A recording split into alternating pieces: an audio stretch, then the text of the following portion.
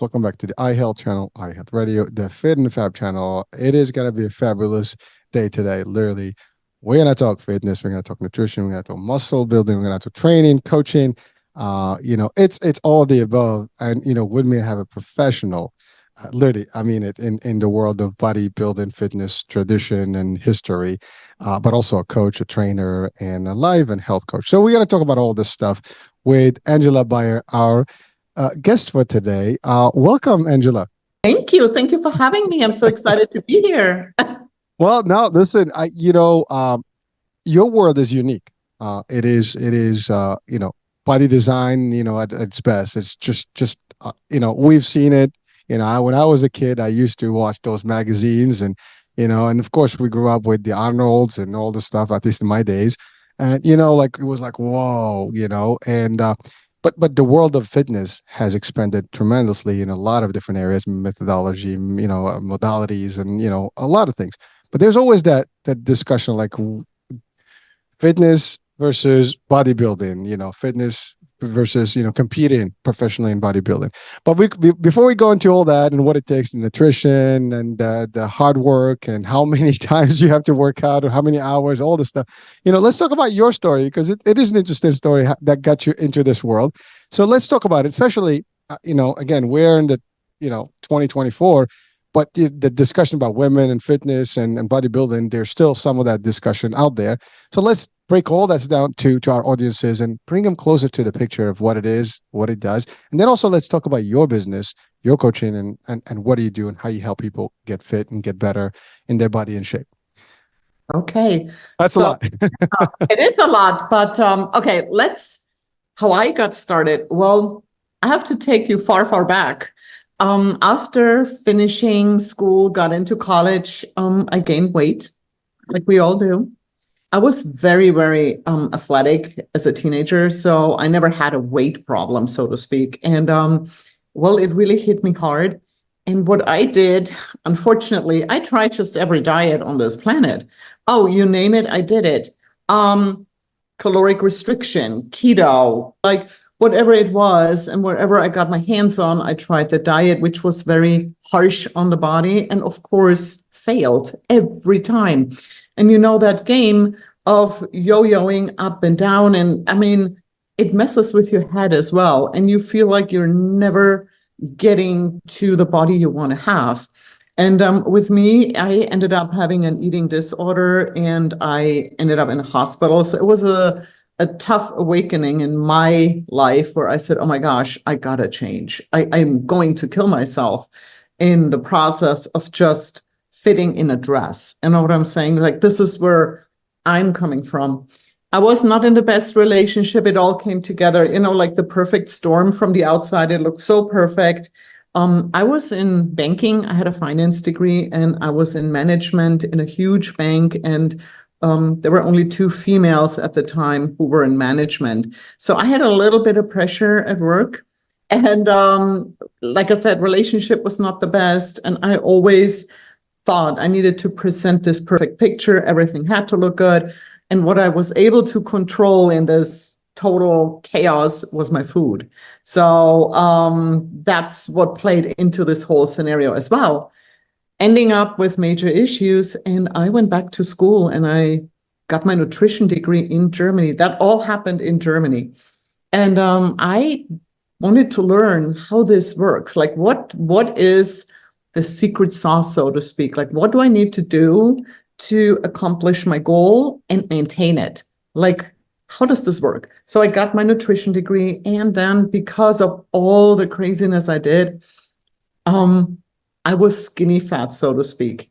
I lost all my muscle and I was not like, I couldn't open a drawer. I couldn't open a bottle of water because I had no muscle left because of all the crazy diets I did. It was so harmful. And I went to the gym and got a gym membership and I just started working out, not having a plan or clue what I was doing, but I was just moving and trying to build muscle. And of course, again, reading whatever I could to learn how to create a body I wanted. So by doing that, I got much, much better. But if you're not living your authentic self, if you're trying always to pretend and present a life you don't actually truly live, you hit a wall again. So my late 20s that happened, and I just said, okay, that's it. I broke up with my boyfriend at the time. I quit my job and I packed 2 suitcases and I said, I'm going to the United States and I take a break and I just want to learn English. So I got a student visa and I signed up for English as a second language. And that's what I did. At that time, not being in shape again, hiding behind big t-shirts and just learning English and wanted to heal from everything. And I fell in love with the United States. Oh my gosh, I love this country. So I'm like, I want to stay. And what did I do? Of course, I drove by a bank, stopped, walked in, and asked for an internship. I did the same mistake again. Well, I didn't know any better. I knew I was good at that. So I just applied for an internship at a bank. And funny enough, I got the internship, another visa for 18 months. I was buying time, basically. I mean, 18 months, I was not allowed to work anywhere else. Of course, I didn't make any money as an internship. So it was a little rough, but I was able to stay. And that's all what was on my agenda. That's all I wanted, get established. So, well, time going by, I said, I have to figure something out. So my immigration lawyer actually said, well, if you don't have any special skills, you can't stay. I can't get you a work visa as a banker because there's so many bankers in the United States. There's no way. I said, well, I don't have any special skills as a banker, but I can lift things up and put them down really well. And she's like, what do you mean? I said, I'm really good at bodybuilding. And she said, okay, well, if you can get a world champion title for the United States, I can get you a green card. Oh, exactly. That's what I thought. I'm like, who know? I mean, that's an interesting one. Okay. oh. And it's a stretch. I mean, a world champion title. Okay. I said, right, all I can do is actually prep and see how far I can get. So there is the motivation. It's a start. It's a start. So what I did, I got my old journals with all my diets. I got my workout journals and I started prepping. I started prepping for the Miss Florida show in natural bodybuilding. And I competed in the physique class. So there are different classes. You start out in bikini, then there is figure, then there is physique, and then there is the bodybuilding class. So I was actually on the upper end already, like on the bigger size, but because of all the stuff I already did, I put on some muscle. And like I said, it was all journal, so I knew what I was doing. And with the studying I had under my belt, like I said, it wasn't by accident. I mean, it was precise what I was doing. I was calculating the macros and everything. So that being said, I mean, I cleaned up my diet, focused. I did the Miss Florida, and I actually won Miss Florida, got qualified for Team USA. I went to Los Angeles, competed at the Miss USA, and won Miss USA. Oh. And then I was qualified for Miss Universe. So, I mean, this is the thing. When you're in the flow and when you're doing what you're supposed to do, it just goes. I had no health issues. I had no mental problems. I mean, it was just all good. It went well. And I was so energized and so enjoying the whole process. And so there was Miss Universe. And I remember I was I made an American flag bikini. And in the there is prejudging and then there are the finals. And my goal was actually to show this bikini in the finals. That's what was on my agenda. That's what I want to do. Okay. And I did. And I remember when they announced place 5th, 4th, 3rd, and I was still standing on stage. I'm like, wow, is this really happening right now? when they announced the second place winner, you can actually see how I checked my number and I'm like, oh my gosh, I just won Miss Universe. I could not believe it. Like this was like one of those moments. And yeah, so I got the Miss Universe title. And in that moment, to be honest with you, I felt relieved. It was not the happiest moment, to be honest. Happiest I was during the journey getting there. That was the happiest time. And it sounds so crazy because was I dieting hard? Yes, very hard. Was I working out hard? Oh, I was working out very hard. Yes, it was hard, but that was the happiest. It's a funny thing when you ask me about it. Yeah, it was the prep time, the journey to get there. And yeah, after winning Miss Universe, I said, okay, I have to just live my authentic life. I got to change now. I got my green card. Officially, I could work. I can do whatever I want to do now. I can create the future I wanted to have. So I decided to get my personal training license. I started out as a personal trainer. And again, I had no clients, no nothing, and just a lot of experience how the body works and how you can sculpture and create bodies. That's what I knew. But other than that, that was it. And I built my business up very quickly. And then I started getting into health coaching because I saw that the training was such a small part of the overall health concept that I needed to offer a bigger service to provide the results the client was expecting.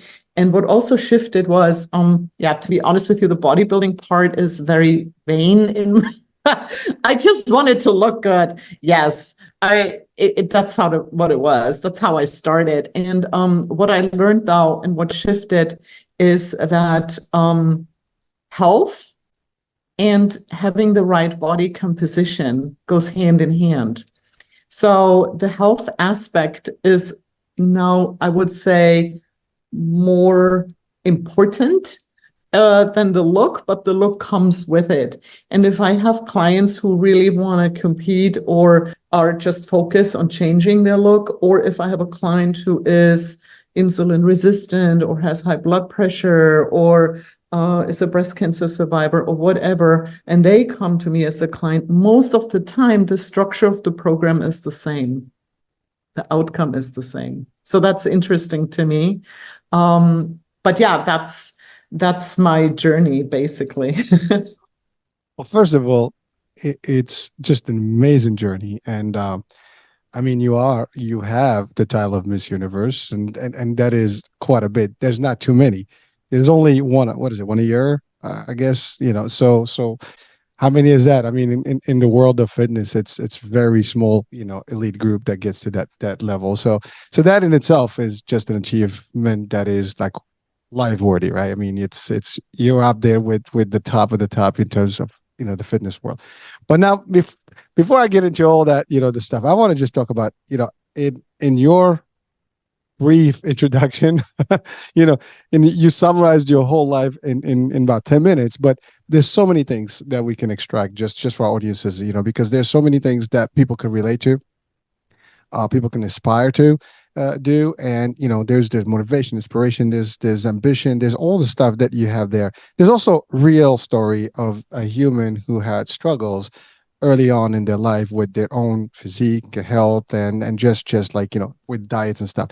And so I want to take some moment to talk about that part, because a lot of young folks, especially today, and you probably could relate to it. I mean, our food is just not good anymore. I mean, it's just bad, and it's a fact. And you know what? The industry knows it. The people know it. There's a lot of talk about it everywhere. We're on the health channel, the nutritious channel, the fit and fab channel. So this is our world. We got to talk about these things.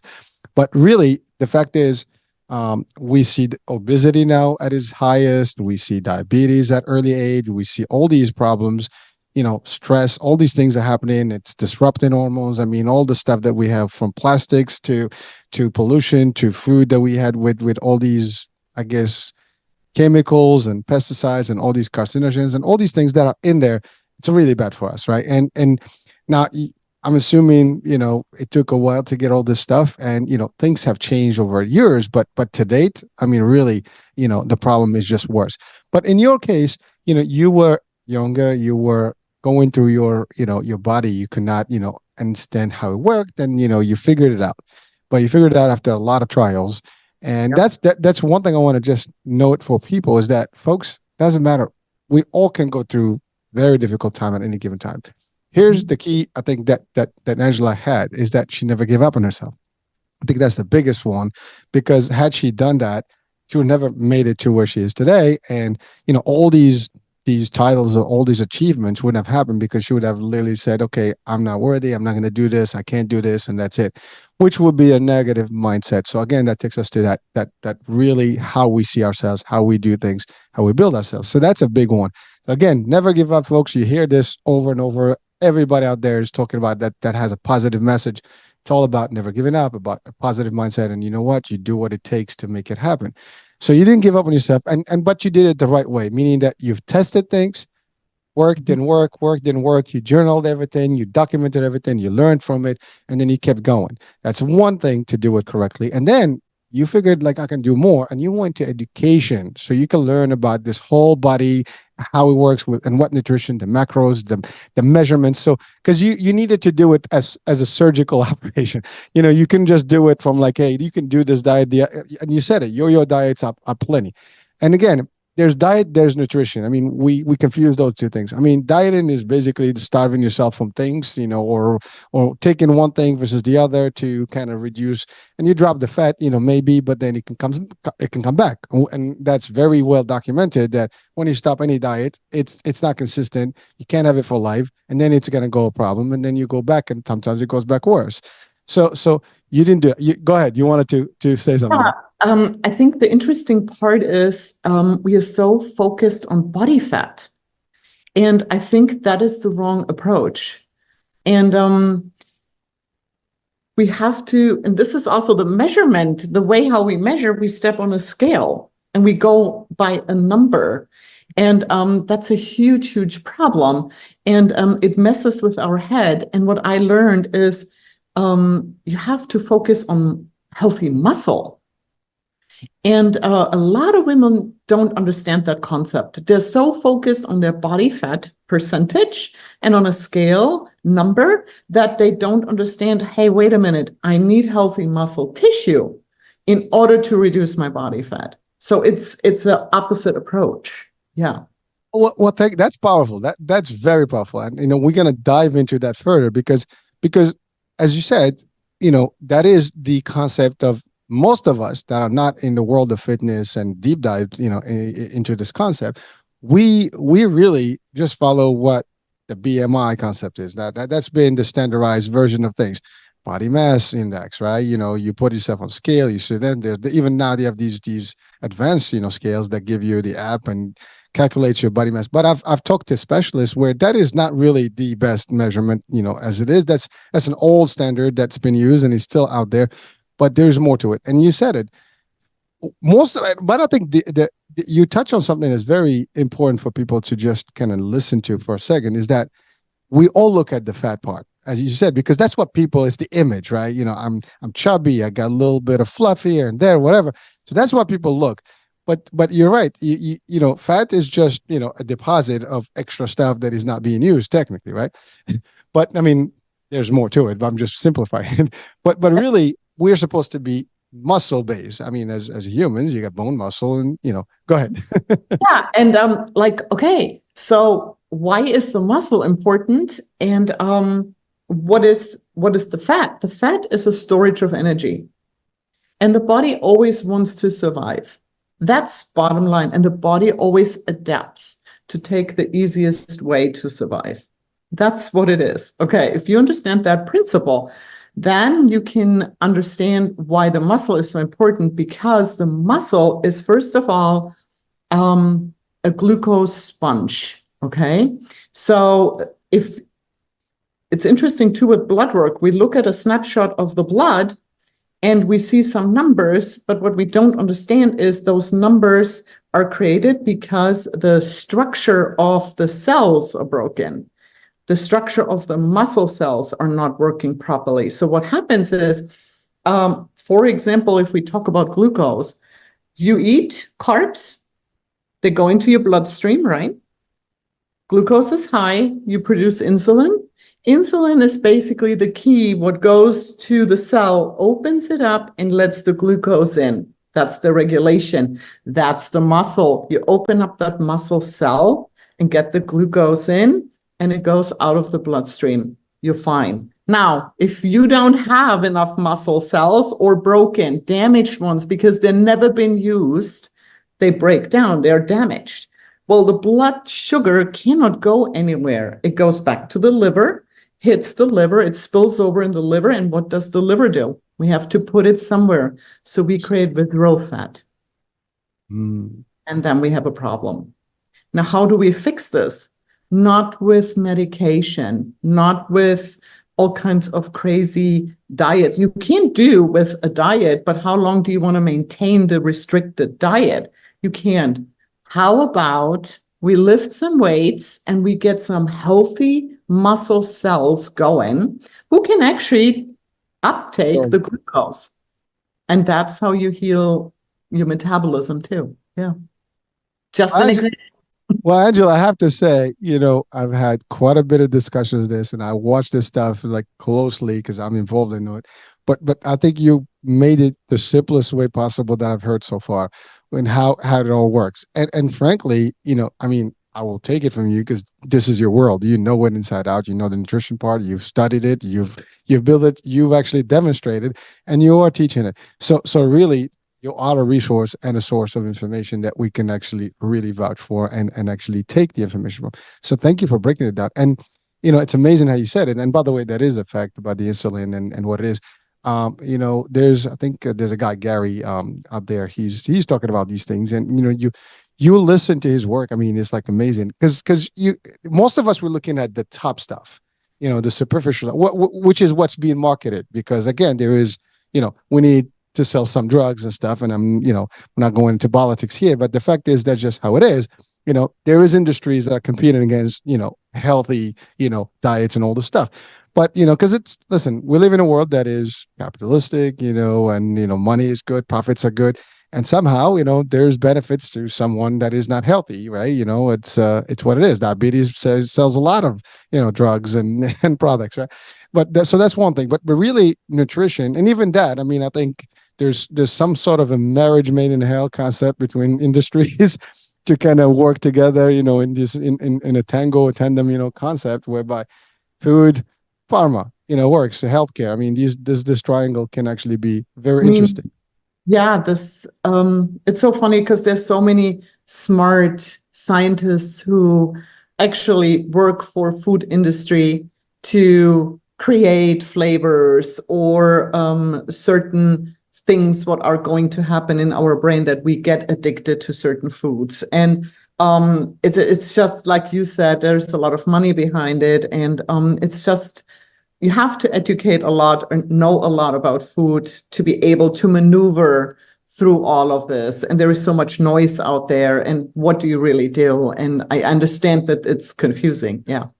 Well, and by the way, I love what you said, and that's a big one because I was just reading something literally a couple of days ago because I'm doing these things about the nutritious channel. So we're posting some things that are specific, but the research is clear. I mean, they do say that, like you said, I love what you said, scientists. I mean, these are great people who have great brains and knowledge, but they somehow using it for a good reason, but it's really for, the outcomes are bad because what's being, done with that information is creating these, as you said, these addictive, substances or whatever it is, chemical, things that can create that craving and whatever. And, I mean, from food coloring to preservatives to all these things, not very good for us. I mean, no, and I mean, I see it in clients. I mean, if we talk about a sugar addiction, wow, is that brutal? I mean, those people, they get up in the middle of the night to drive to a supermarket to get some sugar, and no matter what form it is. And it's a hijacked brain, and it's chemistry, what happens in the brain. And the hard part is, I mean, it's funny with drugs, let's talk about it's all white powder. You know what I'm saying? When you think about it, sugar. You know what I'm saying? Sugar, cocaine, like whatever, it's white powder. Think about that. But anyway, what happens is with the sugar now, it's hidden in so many foods and people need to eat. So if you say, okay, I will never ever touch drugs again, and you just don't, you're going to be okay. But with food, you have to eat every day. So there is this battle. And if it comes to sugar addiction in the brain, there are pathways, they're like riverbeds. And when you have a sugar addiction and you withdraw, those riverbeds basically dry out, it's empty, and you're okay. But when whatever you have a food, what hits that, when you have hidden sugars in it and you fill up those riverbeds with water again, boom, you're right back on. And what happens is you literally have, I call it like food talks, food conversations with yourself. And it's like, when can I eat again? When can I eat again? Is it time to eat again? Oh, I want this, I want this. And this makes you crazy. And at one point, the willpower only holds that long. And most of us is like in the evening when it hits us, like there is literally a willpower gap in the evening, because what happens is in the morning, I mean, I'm sure you have the same, like in the morning, your breakfast is 100% perfect, no problem, because you wake up and you have still the willpower, you're fresh. But then we are answering text messages, emails, phone calls. We are in traffic. We are at work. We take care of family. The willpower declines. You get sapped. You make so many decisions during the day. When you get home and you're not prepared, there is no willpower. It's gone. And you open the fridge and whatever is there, you're going to eat it. And that's the tricky part, if it comes to sugar addictions. Yeah.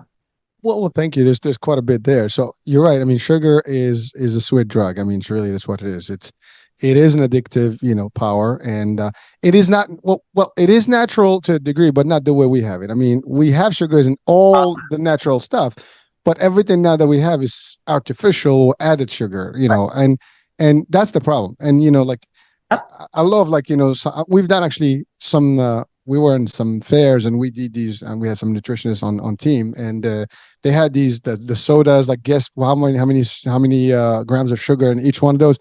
And then you see from Coke to Snapple to this and the other, and you can see, like, and most people get it wrong, like which one has the highest or the lowest, but it's all bad for you. I mean, at the end of the day, even other than water, and even some waters may have some sugar in them, you're not going to have that, right? So it is, and then we can talk about water on its own, but that's another world. But you're right. So all these chemical reactions are happening, and it is almost impossible to have a sugar-free diet. I mean, you could, but it's very difficult, as you said.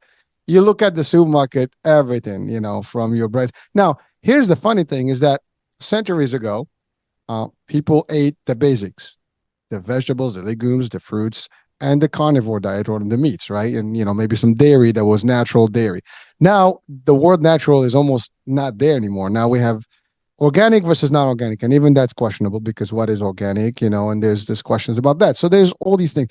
The food that we have today in our markets is not really what used to be in our ancestors, cabinets or whatever, say, before fridges, right? So, but the fact is, they had basically, they hunted, they had meat, they harvested, they had fruits and vegetables of the season, and they ate those things, as natural as possible. So that world is no longer existing. Well, maybe some parts of the world, but not as much. Messi, this is such a good point. What happened is we created a food pyramid which does not make any sense to me, because what we are teaching is such a high carb intake and high fat intake, and the protein is very, very low.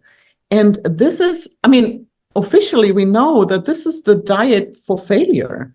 This is the unhealthiest diet we can do. And this is what gets recommended to us. It's a very, like I said, it's confusing. And like you said, the natural foods, they're high fibrous foods. The vegetable, high fiber. So what we're doing normally is like a high protein, high fiber diet, and add the fats in. We don't have a lot of the sugary foods naturally in our food supply. So just by going by nature, it tells you a lot about how you should eat. That being said, applying it is a different ballgame. But yeah, so as you can tell, I am a protein forward person if it comes to dieting, and for several reasons, because protein actually creates satiety. You feel fuller, which is such a beautiful thing. Like you eat and you're satisfied. How cool is that? And then you add, so I always say protein first. So you add the fiber to it. When you come to the carbs and fats, you're actually full. You don't even want it anymore. So that's such a nice thing to incorporate that and get a little bit of peace of mind if it comes to that. And protein has a thermogenic effect in the digestion. So it's very hard for the body to digest protein. So 30% gets just like burned off by digesting it, which is another good benefit. Well, again, and protein itself. I mean, if you break it down, there's amino acids, there's other things, So it's really again building blocks, and so it's needed. And you're right. I mean, you stated something that's very powerful. The pyramid, the food pyramid, right? I grew up with seeing the same food pyramid that everybody's seeing. But now if you start thinking about it, who put that pyramid together? So I'm not going to go further, but the question is just for you guys, to listen, whoever's listening, just think about that for a minute. It's been there for a reason. And that's, again, we talk about marketing and the power of marketing, especially in industries. It is real and you see it, you think that's what it is. And even if it's recommended by, let's say, a doctor or someone, it is recommended there's an agenda behind it. While and it's being taught even to them as that's the real thing. Now, obviously, some are better, I guess, knowledgeable and they will know what it is. And that's the thing. It's really not as clear as people think. And if you almost have to reverse it to actually have a real pyramid that you're supposed to have, and you can see that is not, almost the opposite of where we were as a human, species. And that's the other thing. Right. I mean, you're right. I mean, we are muscle, primarily we're supposed to have that, and you can get some of these natural things in. You don't need all the sugars because you're gonna get enough energy from your fruits and stuff, and there's that. And even the carbs back in the days. I mean, you had real wheat, you had real grains, you had real yeast that was fermented from that, not no chemical stuff, nothing. Now we're not even adding the concept of pesticides, insecticides, and all the stuff that we use today. I'm talking about just natural. Yeah. Please, you were gonna interject something.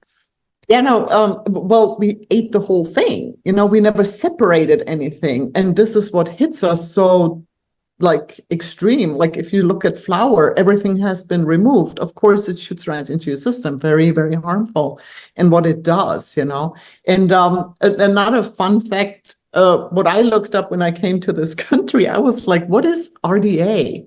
Like, what is RDA? What does this mean?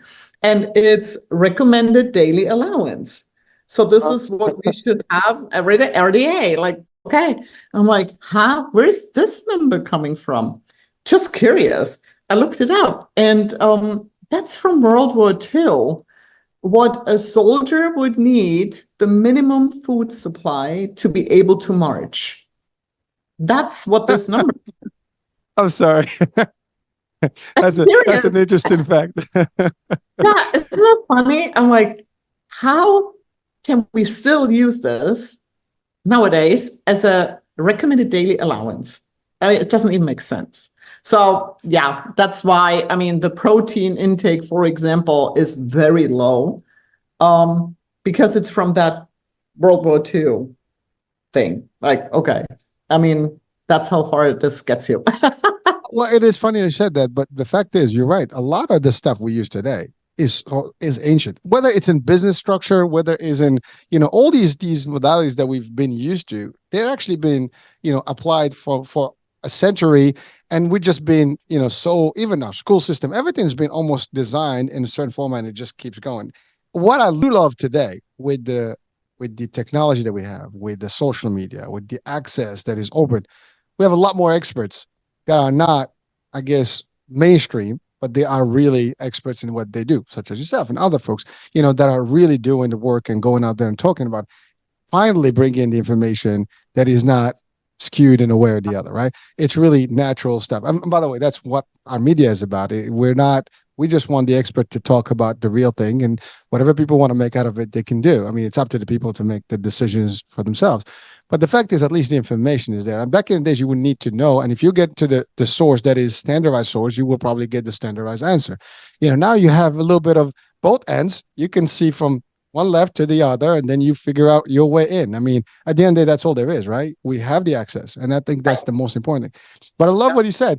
What is the recommended daily? I mean, what's good for you may not be good for me, right? And that's the other thing. We generalize for women, for men, for children. But it's really, even for women or men, it could be a different value, tremendously. Someone that is 6 foot, 7, someone who's 5 foot may not have the body. All the stuff changes things, right? So please go ahead. Yeah. You want to say? Yeah. Yeah, and I mean, everybody has a different background, what food you have been exposed. You have a different microbiome, you have a different lifestyle. I mean, yeah, absolutely. And individuality is so important. And this is also a point I wish I could just pull out a plan and say, hey, this is the perfect plan for everybody. It's not. You really have to, there are basics, but you have to listen to the person and what's really going on so you can create a lifestyle what fits for them and they can maintain and be successful. So yeah, super important. Mm-hmm. Well, thank you for that. That's another one, right? I mean, you have these standardized diets or formulas, right? This is what you need. This is what you need. But as you said, it's very customizable. I mean, you'll have to have millions and millions of versions for every, because your genetics and my genetics are totally different. Two people can look identical, can be twins, literally, and still have different needs, right? So that's the other. I mean, could be that kind of close, yet so far apart. But we don't seem to do that. So again, we just generalize things. This is like a bucket, right?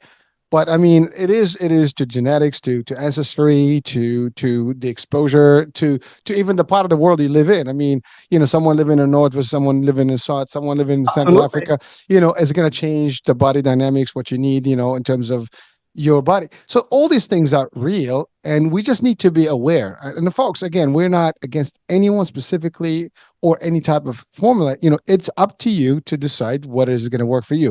If you think your body is not responding, then look. And I love what you just said there. You asked and you did the research. Most of us don't ask. We just take it for what it's worth.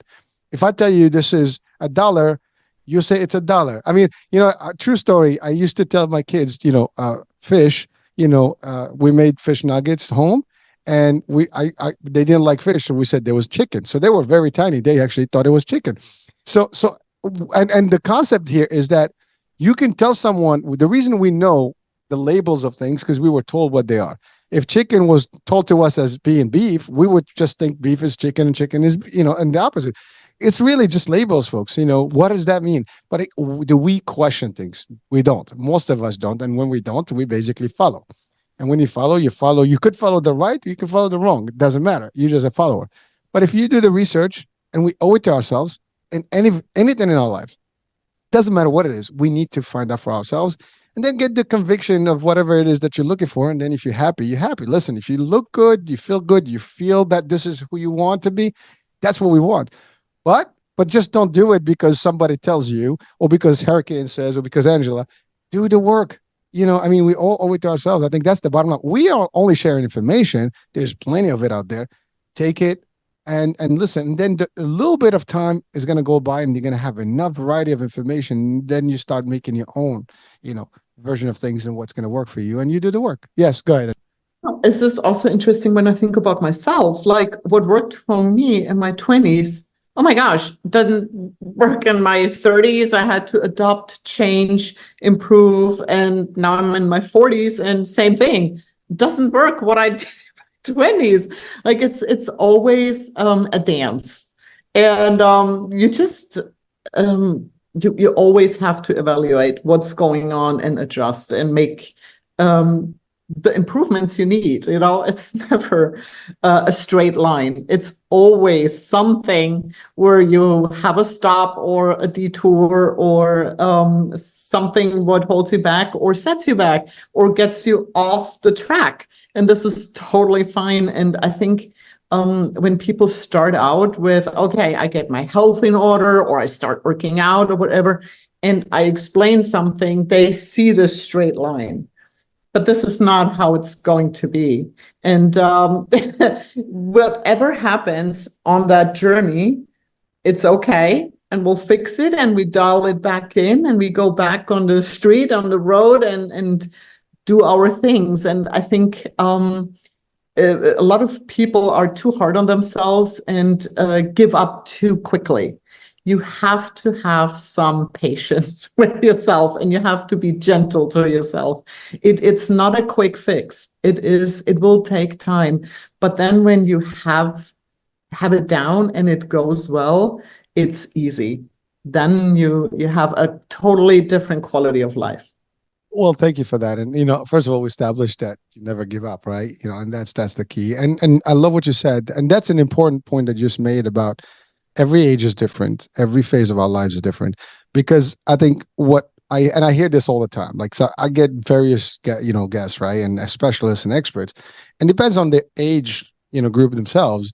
They have a different perspective on things because they gauge it from their own experience at that time. But have they crossed a certain maybe age barrier, they will have different experiences. They'll probably adjust and adapt their own pitch to that time zone or to that age group, right? But at the end of the day, there is the science, there is the research, this, that. But the fact is, I'll tell you, I love it. Exactly what you said. When I was in my 20s, I had no limits of what I could do. I mean, I would just jump off anything. I would be like cool about it. 30s, it was like perfect. 40s, things start like, getting a little rougher. And believe me, I hit the 50s and all the aches that I didn't expect that started happening. Now, obviously I'm maintaining, I'm still looking and tweaking and making sure like what changed in my diet, maybe what changed in my lifestyle, whatever. But all those things affect, whether you like it or not, we age as part of the process. It's just how we age and how we do it and how we maintain. And adaptation is a key. Yeah, and I think that's such a good point. It's never too late. This is the beauty of it. Never too late. The muscle, for example, improves, grows, can heal at any age. Doesn't matter. It's a misconception that, only in my 20s. Oh, no. Muscle can grow or build or like heal at any age, 70s, 80s. I saw it and I did it with clients. So that's a beautiful thing. And what are we talking about? That's also what you mentioned, so important. It's interesting. We talk a lot about lifespan, how long we are going to live, and we want to live longer and yada, yada. So I want to improve my health span.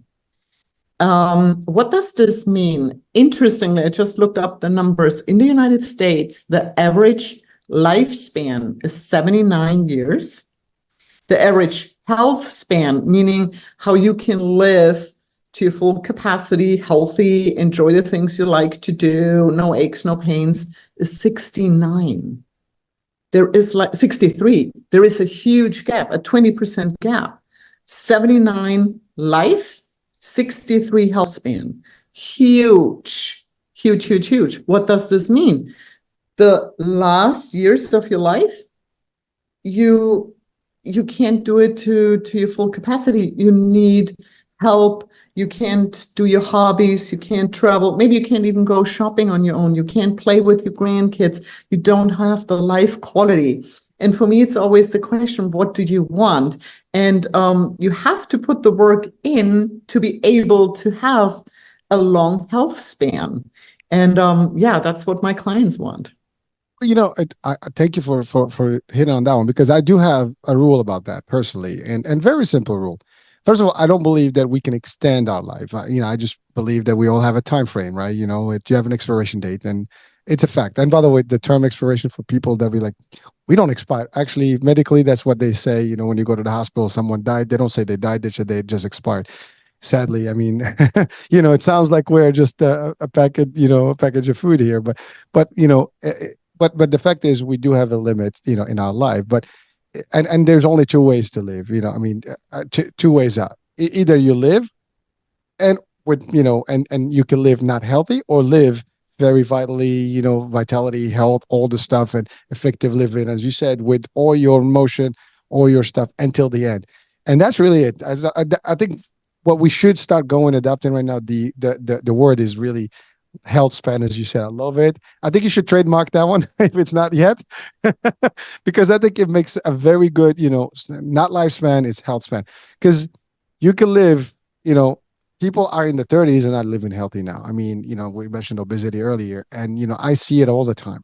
It is really sad. Now again, we're not generalizing, but there is an epidemic out there. There is a problem, and in the US more than in other parts of the world. It's just a fact. Whether we like it or not, it is real. Studies show it. We can see it physically. As a matter of fact, if you look at pictures of just beaches, from the 60s, the 70s, and the early 1900s to now, you can tell like what the hell happened. There were no people with, obese, bodies and stuff. And by the way, this is not making fun of anyone who has weight. This is the fact of like whether you are living in the body you're supposed to have versus living in a body that has been inflated with things that your body is not using. I mean, really, that's what it is. If your body is not using anything, it's just going to store, as you said. And Hurricane, what is the other thing? What I see, it's like, or what I get a lot is the question, oh, this is too hard. This is hard. Like, oh no, I can't train and diet, blah, blah, blah, blah, blah. Well, wait a minute. You're telling me it's not hard to have 100 pounds overweight and trying to get upstairs or trying to buy clothes or trying to travel and fit in an airplane seat. It's always, I always say, pick your hard. Life is hard. Okay, just acknowledge it. Life is hard. Pick your hard. And that changes your mindset as well. Because if you say, okay, it's hard to work out and hard to have a clean, good diet, maybe at the beginning, but the more your mindset changes and the more benefits you see, it's really not that hard anymore because you enjoy life in a different way. And I pick my heart. You know what I'm saying? No, well, thank you. And actually, that's a real fact. I mean, anyone who's experienced weight gain would know that it's not fun. You cannot climb the stairs. Your knees are hurting. Your back is hurting. You can't even bend down to tie your shoes. You're breathing heavy. You can't walk. All the bad stuff is going to happen to you. You sit. You're not comfortable. You're not in a good position. You're always tired. All that stuff is going to happen when you gain a lot of weight. Listen, I'm not saying it because I just watched this. I've been there. I've gained weight in a part of my life, about 50 pounds more than I should have. And I felt those pains. So when I'm sharing it, it's not like, it's somebody's story. It's mine. And, I'm running at 200 pounds, and, I feel good about my size and all this stuff. But there was a time it was 250, and 250 was not where I supposed to be at all, not for my height. And it did feel painful. And I can tell you, I mean, even if I gain 10 more pounds, I still start feeling those, a little bit of less vitality and less movement the way I like it. So I like my shape, when it's lesser. I like, and by the way, someone says, well, that's you, Hurricane. Well, that's right. It makes me feel good. But again, as you said, you got to find your heart and your way. But here's the thing. It's the same concept. We say, I don't have no time. Well, you can make your time for sickness, or you can make your time for health. It's up to you. If you don't make time right now for your health, you got to make your time for your sickness and illness. That's going to be, harmful because it's going to hurt you financially, physically, mentally, everything else. As opposed to, feel good about yourself by doing things. And I love what you said, Angela. You work out, here's a good high about it. You feel good about it. Your energy level is super high. You just like full of life. The opposite, you'll just feel like lazy. As you said, you go home, you're tired, you just munch more. You just kind of like, oh, there's no energy, I'm depleted. And that's really what it is, folks. We just want you to be good and enjoy yourself. Now, whatever that good is, it's up to you. We don't force, an opinion on you. If you're watching, listening, if you love yourself, and I think you do, we all do. If you love your loved ones around you and you want them to feel good, this is a good message for them to. Now, it's not going to be easy. And I thank you for sharing that. It's not easy. It's going to take a little bit of hard. And here's the thing. It takes a very quick time to actually gain that much weight. And it creeps up on you. But then, for example, if you want to get out of it, couple of weeks of gaining weight can cost you months to actually get rid of it, and as you said, more sacrifice, more this, more that, more money, potentially all the things. So it's not easy, folks, but it's we got to do it now. The more we do this right from the get go, the probably the better we can do it. But again, as love what you said earlier as well, it's never too late. We can do this. And thank you for sharing that specific thing about any age can be changed. And muscle, we do lose muscle mass as we age, but you can push it up. You can build it up. You can maintain it by doing. So let's talk about that for a minute. Yeah, actually, sarcopenia, muscle loss, starts in your 30s, believe it or not, and it's 1% roundabout 1% per year. So think about it. It's a big amount. It adds up when you're in your 50s and 60s, and this is not like, oh, what just happened? That's gradually. So and totally preventative. The other thing, what I think is very important to know and interesting, if you're bedridden for a week, for example, and I talk about it could be also a beach vacation where you just sit on a pool for 7 days. Same kind of concept, but God forbid you are bedridden because of illness, you lose between 3 to 5 pounds of quality muscle just by not moving in a week. And this is built, just to putting it out there, if you work hard, it can be built in 1 year. So this is what you're losing in a week. You Oh have my to, God. yeah. So just put it in relationship. So how important it is to keep the muscle going. And now when you lose that amount of muscle, what happens then? Muscle is active tissue. Muscle determines what your basal metabolic rate is. Basically, how much you can eat without gaining weight. This is the calories you have per day without, this is what your body needs to function. Now, if you lose that huge amount, this goes down. So all of a sudden, you want to start moving again. You keep eating what you're eating, but the muscle is not there anymore to actually burn it off. Well, you gain weight. And that's a slippery slope. And you have to understand the concept that you actually have to get back on track and build the muscle up to keep a higher metabolic rate so you can eat more. Very Well, well, simple. thank you. That's great facts, actually. I mean, really, these are not things that people know about, just by default. I mean, the fact that you just mentioned how easy 1 week can drop 5% of that, and then it will take a year to build it back up. Just think about that. I mean, so basically what I think Angela's saying, we can't stop building muscle. Zero time. Because if you do, you will lose it. I think that's my Consistency take. is key. Consistency is key. Just be consistent. And this is also the thing, I get so many questions, how much do I have to work out?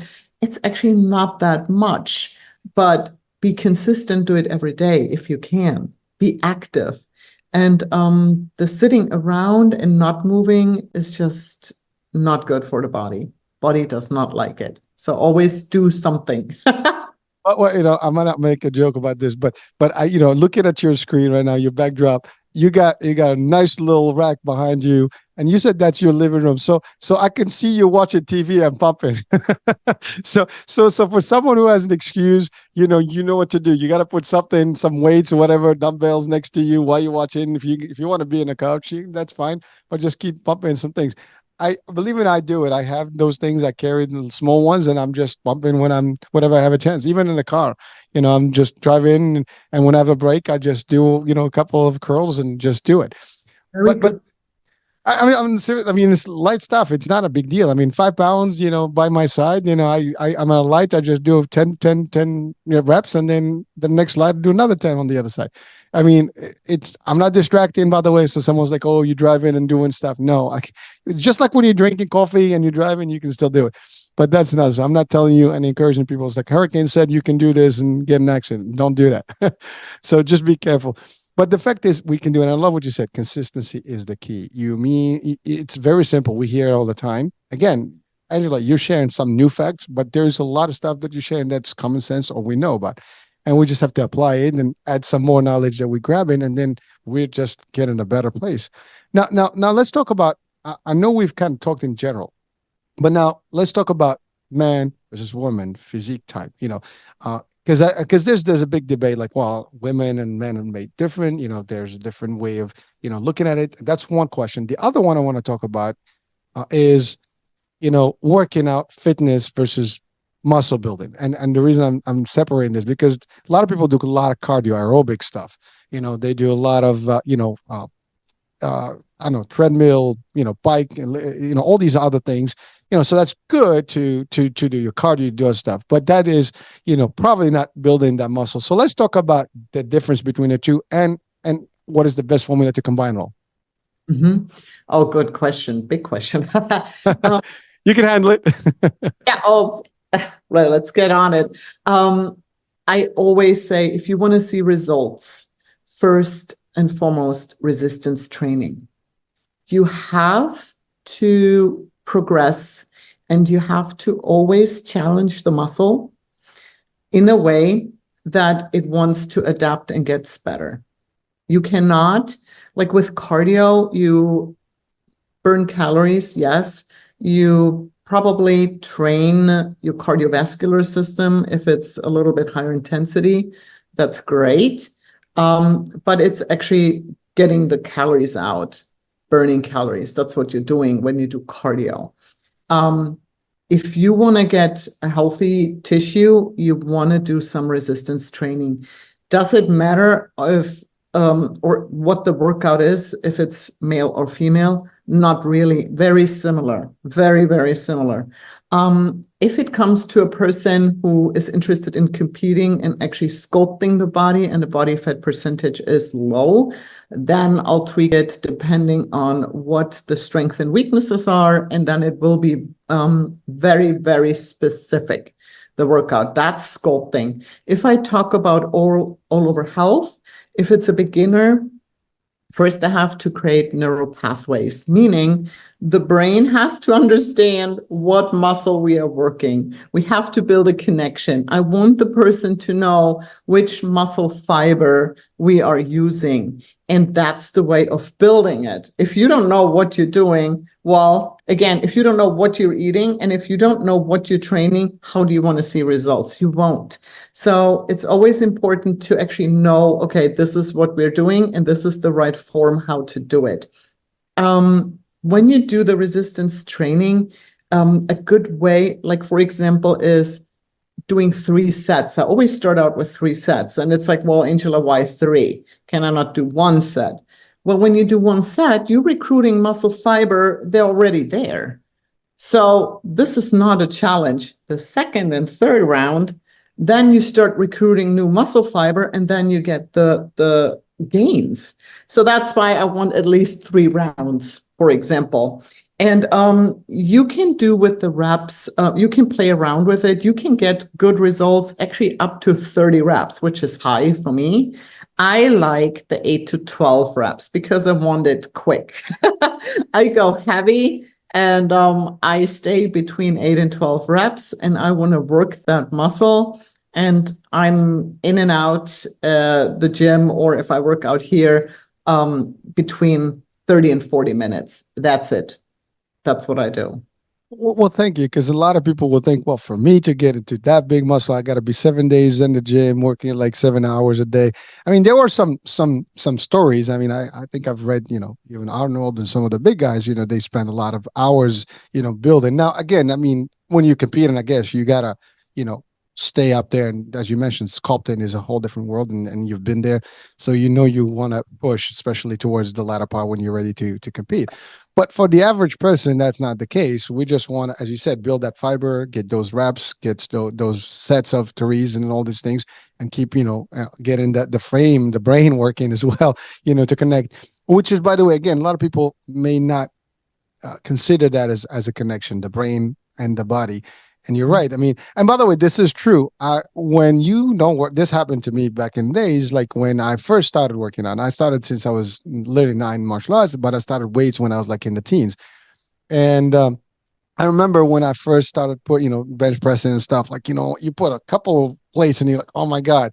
And as your body and your brain gets used to it, you'd be like, okay, put some more, and you put some more, and your brain is just getting adjusted to it. And same thing with leg, push-ups, when not push-ups, but leg press, right? When you put, those machines and you put the weights, or even like when you squat. I don't do squats because my back, but definitely the machines.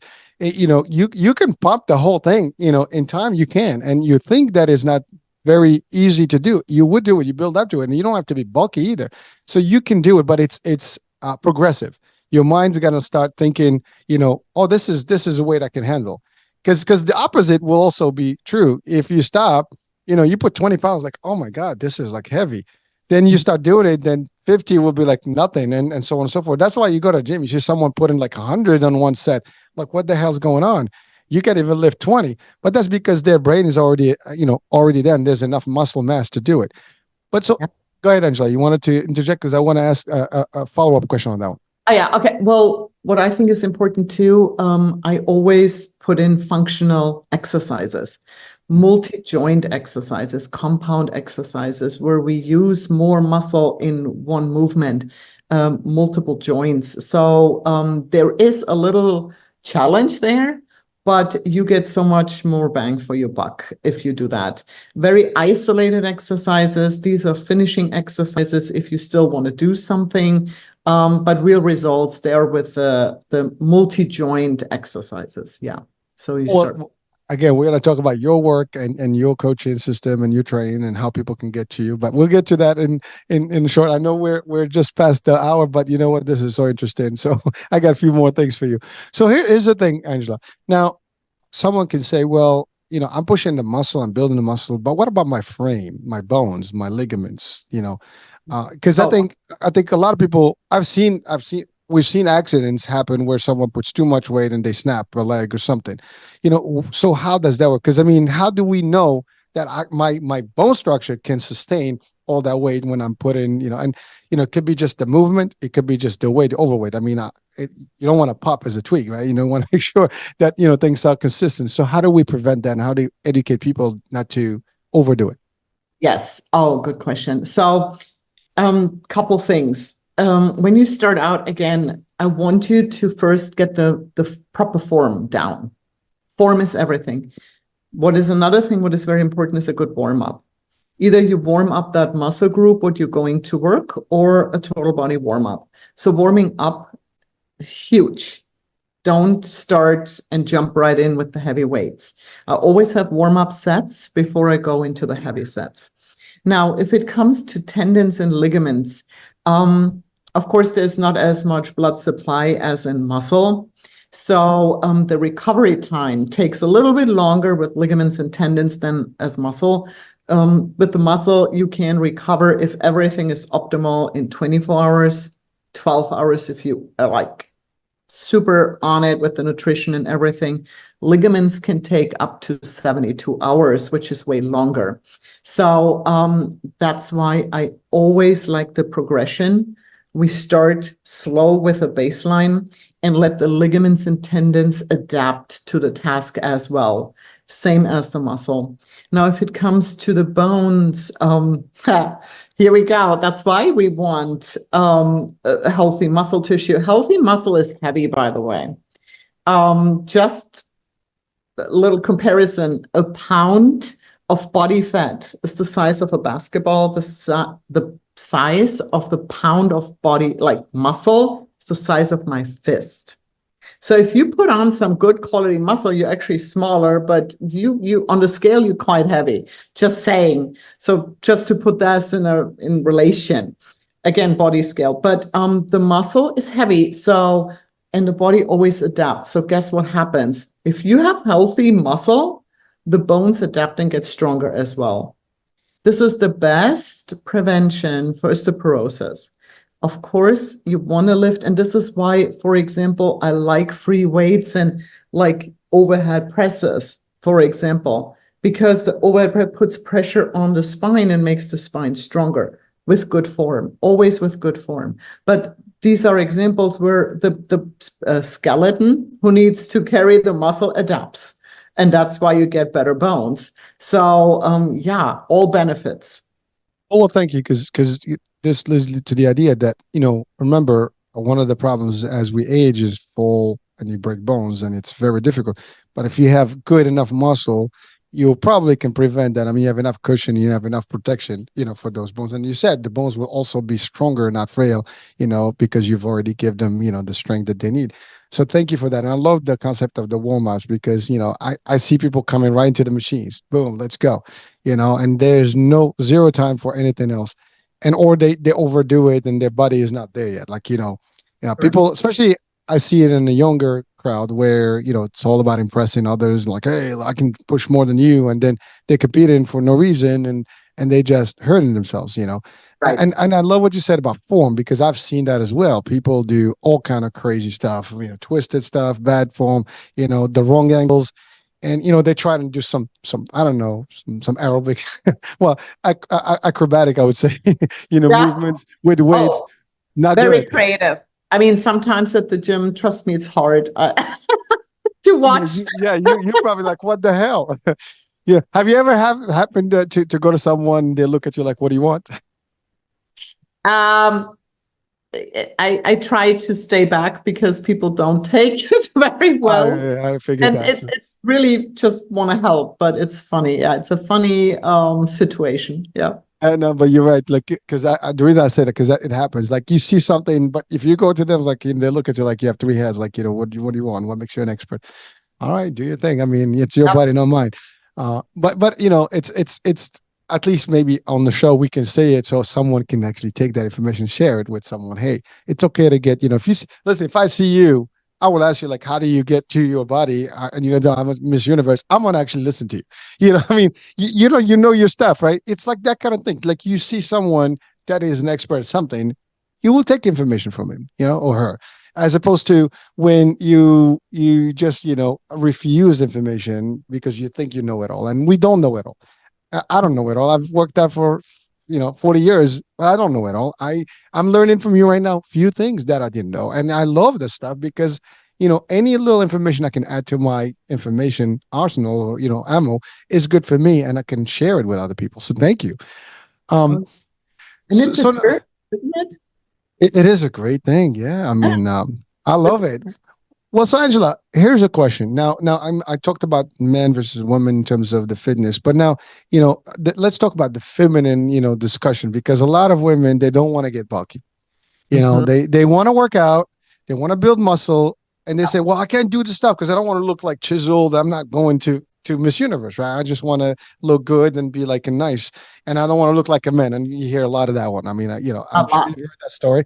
So, what do you say to that? I mean, because I know you've gone through all that, and you probably heard it, and you train people, and you probably got that question asked before. So, what do we tell our audiences that want to look good, but they don't want to be too extreme, in their sculpture, if you want to call it, or they just don't do it because they feel they're gonna go that way. Mhm. So, oh my God, okay. It takes a lot of heavy lifting to build muscle and to get bulky. And to be honest with you, if this ever happens to a woman that she gets too bulky, we can always dial it down. Like this is easy then. If this is too much for you, we can dial it down. No problem. But most of the time, what I say to my clients is, or what happens is, they are at the 5 pound dumbbells. They don't want to do the 10 pound dumbbells because they're scared to get bulky and we are stuck with 5 pounds. And then they have a little child at home and I ask them, how heavy is the child? Well, 35 pounds. I said, do you lift your child up? Of course I do. I said, okay, so you're lifting 35 pounds up all day and you don't want to lift more than 5 pounds at the gym. I love that. See that I would have thought about that. That was a good one. You can't. I mean, that's simple. I mean, if ladies are listening right now, you know what's up. I mean, if you're a mother, you know your babies are not light. I mean, so it works that way, right? So thank you for sharing that. That's a good one. And I love what you said that you can always dial it down. So yeah, by mistake you get a little too much bulkier, you can just loosen up and drop the weights and do it, right? So the good news is there's always a good outcome. So you can lose here. But I think the bad outcome is if you don't do it and you keep Correct. less muscle mass and because again because I think for women specifically there's menopause, there's other things there's hormonal changes that happen, and they happen for men too, but just different styles, right, different ways. But I think Right. there's also that. Now what do you say to that? I mean, menopause is real, is there an impact on muscle building, from a structural piece and hormonal change, that can impact the growth or the lack of? I think, oh, good question. Again, the muscle communicates with everything in the body. We heard already it communicates with the bones, it communicates with the metabolism, but it also communicates with your endocrine system, the hormonal system. Again, the better the quality is of your muscle, and the more muscle you have, the smoother sailing you're going to have. So this goes hand in hand. And again, resistance training is the key to go through that phase. And it only supports it and helps you. And it does so much. And again, we take it from the wrong side. We try to do it with medication or all kinds of things. And we never look at the other side that you're not having the muscle tissue and you're all out of whack with your hormones because the body doesn't know what to do because the muscle is not there. So that it's, again, opposite way of looking at it. Well, Angela, I think just listening to you, it seems that to stay healthy, period, you want big muscles. Well, not big, but you want muscles. You Healthy want to muscle. build enough healthy in your frame, and by default, you will lose the extra fat and you will probably replace mass by, as I love what you said, a basketball versus a fist, but it's just equal in terms of, the size. So you can literally reduce, the frame, the look, but be leaner and meaner, right? So, That's right. so, Yep. so, so let me ask you, Angela. This is a question that comes out all the time when we talk bodybuilding, right? There's two things. One, you mentioned resistance versus weight. Is that the same thing, or like because sometimes when you say resistance, maybe someone wants just resistance bands as opposed to like putting the weight, like the dumbbells or like more plates. So is that a difference or is that the same? And the other one is, what is your take on supplements, or that are bulky, like to help you bulk in the muscle, like the powders, and which ones are good and bad? I mean, no brands, but let's talk about just like which way to really get your real stuff. And then the last one would be about steroids, because that's a common question that comes out when someone wants to build muscle. Is that a real thing? Is it good? Is it bad? Let's talk about that quickly. Okay. Well, if it comes to steroids, to be honest with you, I don't really know a lot about them. I was in natural bodybuilding. I saw like in the IFBB, whatever other associations that they probably use them, but I was never into that. I mean, I don't even like to say I have a cheat meal because I'm not a cheater. So why would I have a cheat meal? So here is your answer about steroids. I really don't have any experience with them. And I don't really have or work with athletes who use them. They're out there and yeah, they grow a lot of muscle, but Well, I Angela, don't. Angela, thank you for that, because you look great and you didn't use them, which means anybody else could do the same. You don't need them, because there is definitely a damage that comes with steroids. And we can have a whole discussion, with different experts about that, folks. But the fact is, you did it, you made it, you're still looking good with it. I mean, and you do it the natural way, which means that's what we want. We want just people to be natural and not, use additional tools that may make them look good for a period, but then they'll destroy their body over time, So, Yeah, it's about health, and that's where I'm coming from. So yeah, I really, that's my answer to that. okay. If it comes to resistance training, to be honest with you, because everybody is so different and everybody comes from a different background, I want you to challenge yourself. If it's with a band, if it's your own body weight doing a pull up or a push up, and that's a challenge for you, you have resistance. You're doing strength training. If you can use weights and if you can work your way up, of course, they're the best solution. I love my dumbbell, so to speak. Yes. And I push and pull as hard as I can. But like I said, it depends. Like if you travel and you have only a TRX available and you hook up your TRX and you do a quick workout on that, good. You made your muscle work. So it's fine, like again, just do something, put it in action. And whatever that is at that point in your life, just challenge yourself and you're good. I like it all. Resistance bands, TRX, dumbbells, machines. I use it all. Whatever works for that person. Yes. And we make it always work. You know what I'm saying? Well, no, thank you, and that's really that's the best answer we can get. I mean, you said it. I mean, it's you can start any resistance, and then you can build from there to the bigger stuff, and the more the better, right? So we can build more muscle, mass, and we're good. Now, what about that protein business? Because we talked about protein, in terms of nutrition, but a lot of people buy these buckets that are powder, or generic, or synthetic stuff rather, that is made. Is that even good? Does it help, or can we just do it, as you said, the natural way without having to do that? Okay, so well, as the name says, it's a supplement. So first, always the food. If your nutrition's down, it's always funny. People want supplements and then your diet is not right yet. Well, what does the supplement do? We can't really, we have to have a foundation. Okay. That being said, I do like supplements, and they're always like a backup if it needs to be quick, easy, simple, or if there are some diet restrictions, and then I like to add supplements in just to cover the bases. And for example, if I have somebody who just starts out and the inflammation is maybe a little bit higher, I make sure that they take the omega-3s. So we get the inflammation a little bit down. What I also like for women, and this is going to be a big thing when I'm saying it, is creatine. Men actually get a lot of creatine, or they have naturally a little bit more creatine. Women don't. So they have to eat a lot of steak, because creatine is for example, in steak, in order to get that creatine. But creatine is such a wonderful supplement to support muscle health and build muscle.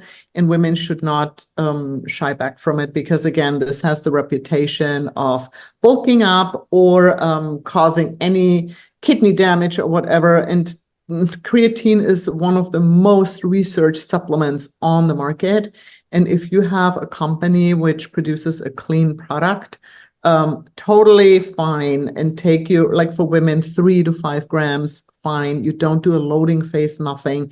Just keep it on a daily routine, same time, and make sure your muscles are saturated with the creatine to get some good results. So that's one of the basic supplements I like for women to use if it comes to muscle health. And of course, protein shakes. There's so much out there though. So you have to be really careful reading labels. And if you don't understand what the word is saying, I would probably not take it. Yeah, so there are different forms of protein powders.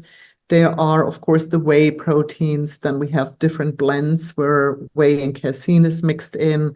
And then we have the plant-based protein powders. What I recommend with plant-based protein powders is that you have, again, a blend, not just pea protein or just rice protein, because the amino acid profile is not complete. And in order to trigger muscle protein synthesis, you need at least 3 grams of leucine in that protein. So protein is 20 amino acids, 9 essential, so they have to be indigested. You can't make them in your body.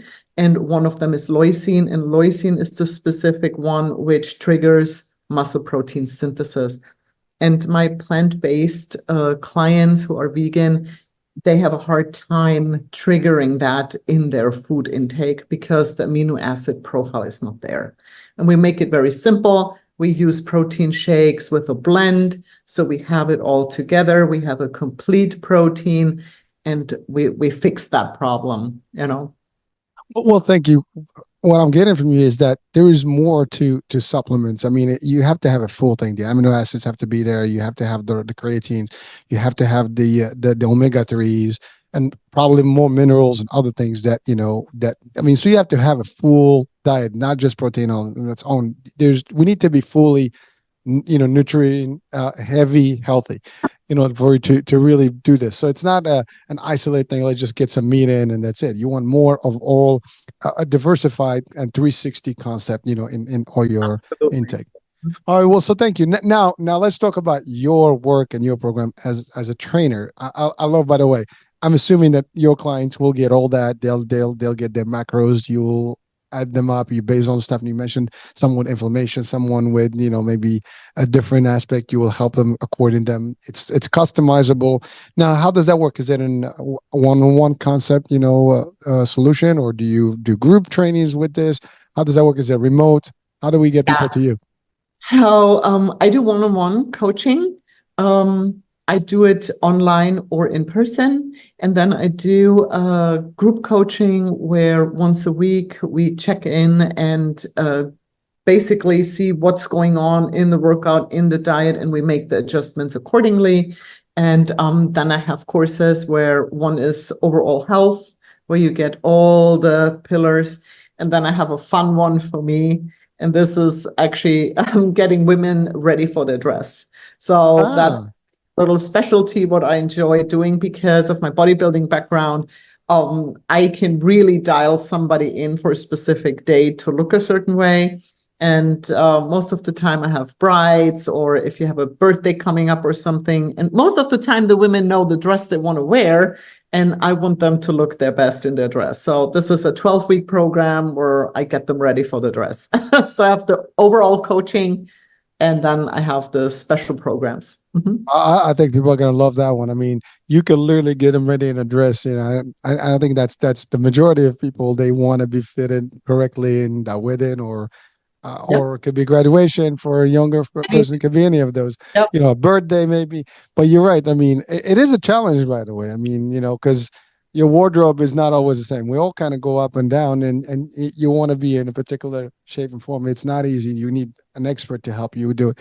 So we have the expert folks. So you hear it here, right? If you need to really get into that wedding, and here's the thing: it's summertime now, at least in the northern hemisphere here. People want to look, much better for those cruise ships and for the beach and whatever. You got to do the right thing and work it out. Now, again, some people are comfortable the way they are, and that's okay. Your comfort is yours, folks. Doesn't matter what that looks like. But again, it's not about comfort. It's about health or no health. So we just want you to get that healthy, look and feel that you want. So Angela, any more competition for you, or what's the deal with that? I'm not competing anymore, but I get athletes ready for their shows. Yeah. Oh, are you working with anybody that we should look up to, currently? Like, someone that's preparing for the big stuff?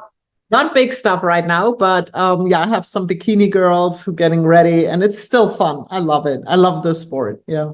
All right. Well, thank you so much. I mean, you've answered quite a bit of stuff. Now, what's a good website? I have information here, info that houseofshape.com. Is that the one?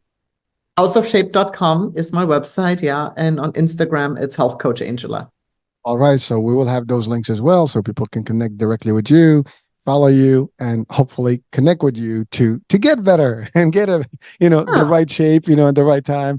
And now one question though. I mean, I think this is very, relevant is people can get in shape, but most people give up after they get in shape. Like they basically get into that dress, the wedding is over, and now they just go back to their stuff. How do you kind of touch on that? I mean, just briefly. Okay. This is such a good question. I always have, how can I say it? Like a after show program, a I maintenance, love it. I love it.